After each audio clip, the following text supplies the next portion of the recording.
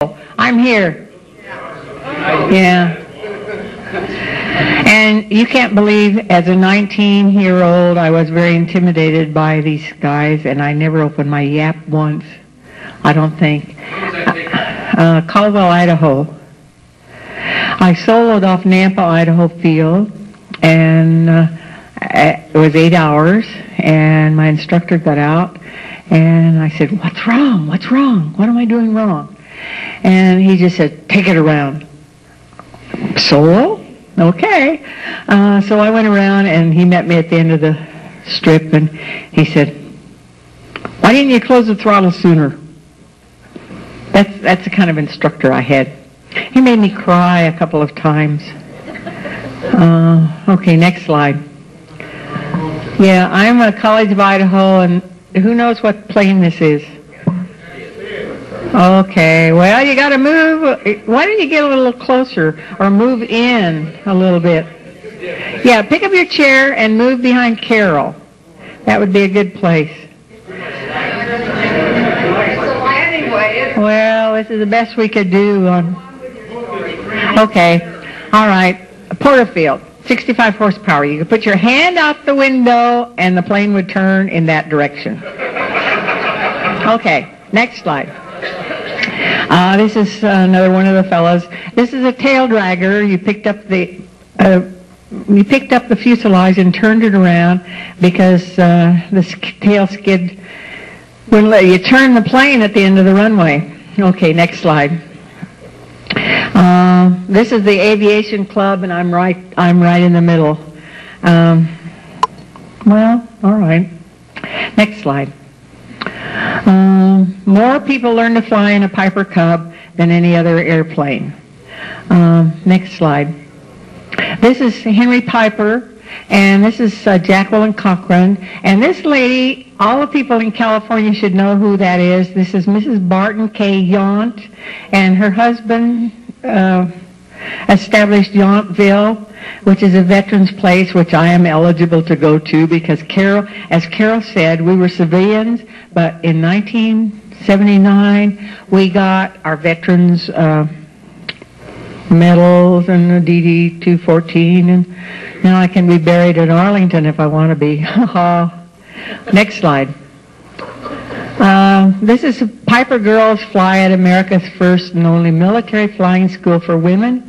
And 5 of those women, 17 women, went on to fly the fast fighters. Next slide.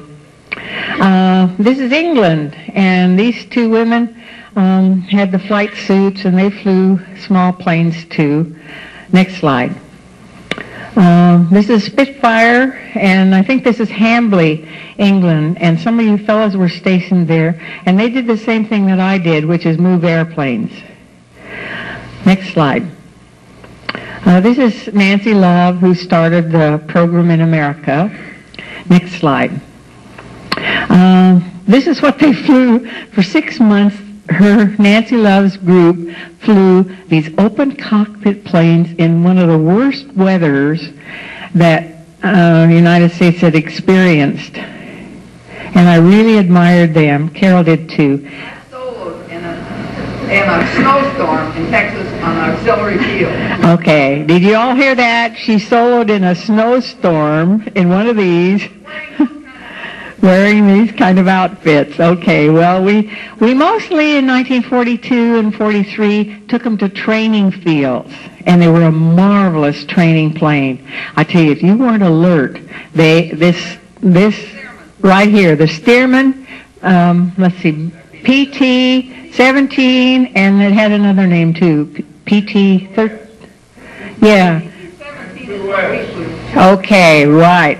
Well, anyway, if you landed hard, there was 11-inch clearance between the tip of the wing and the ground, and the ground looped like anything. Okay, next slide.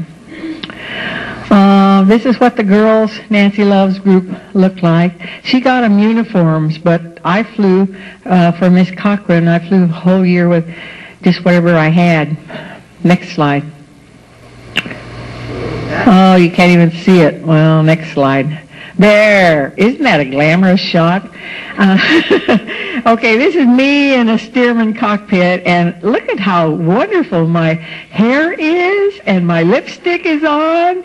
Well, I landed there in Deming, New Mexico, and we had flown through a bombing range, and we looked down over the side and we saw all these strange markings in the sagebrush, and we didn't know we were flying through a bombing range.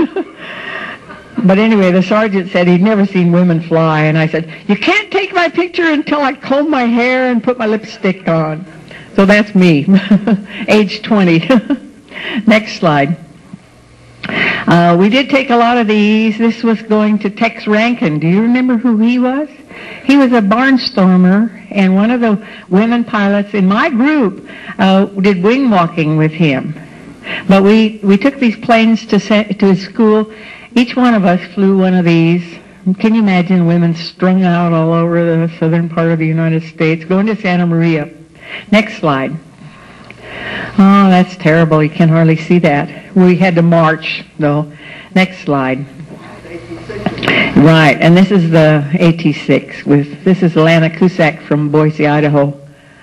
Next slide.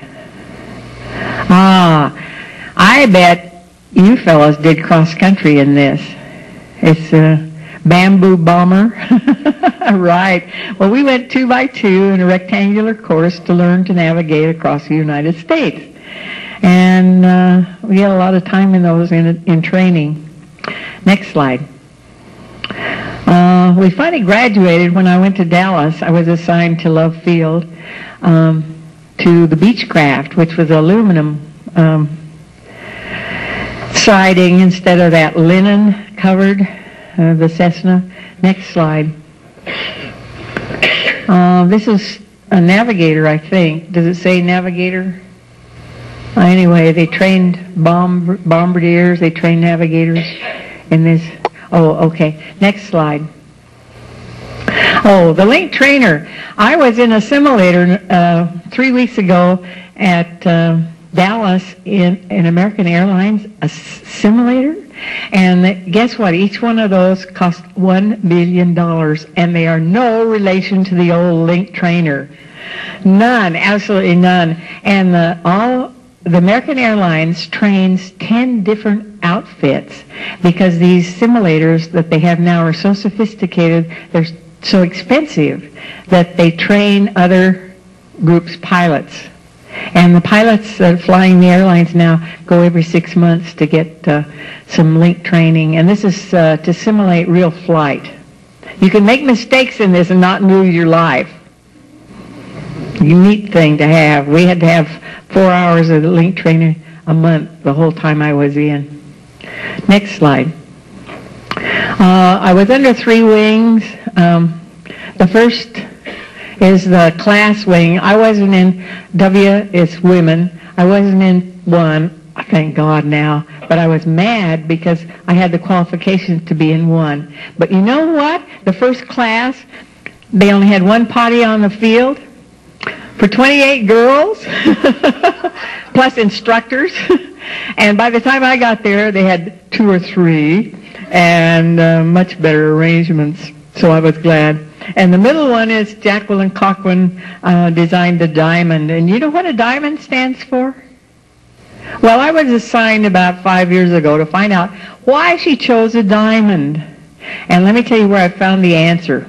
It's from heraldry. It goes clear back to the Middle Ages, King Arthur's court. And I found it in the Webster's Collegiate Dictionary, believe it or not. Stupid me. And the top one says Civilian Pilot, Air Transport Command, ATC, and we belong to, my unit was ferrying division. Moving airplanes was my job. Next slide. Okay. Yes. What did the diamond represent? Mother, the wife, the sweetheart, the sister, girls. And see, I didn't even know that. I didn't know why. I thought maybe it was diamonds are a girl's best friend.